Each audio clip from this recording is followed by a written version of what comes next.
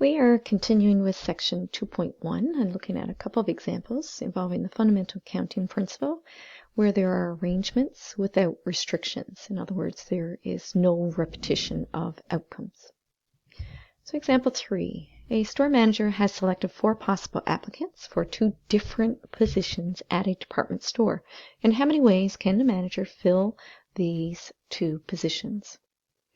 So there are 4 outcomes or 4 people that we can choose from to fill position 1. Once that position is filled, once that person has filled that position, what remains? Now there are 3 people left over who the manager can choose from to fill that second position. So no repetition is allowed. One person cannot fill both positions. So we are going to multiply. We need 1 person for this position and 1 person for this position. That's where the fundamental counting principle comes in. 4 choices for position 1, 3 choices for position 2.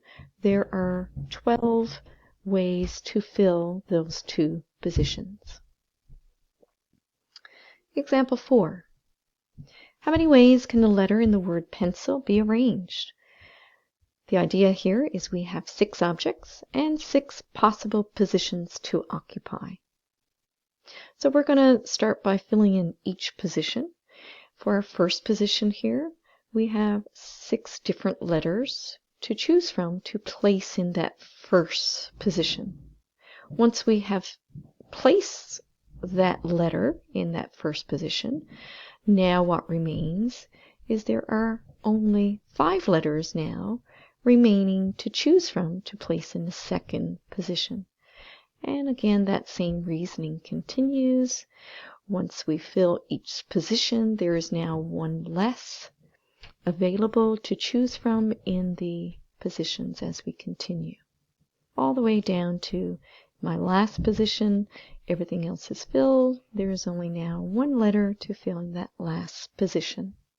So we are going to multiply all of these numbers together, and when we do so, we end up with 120.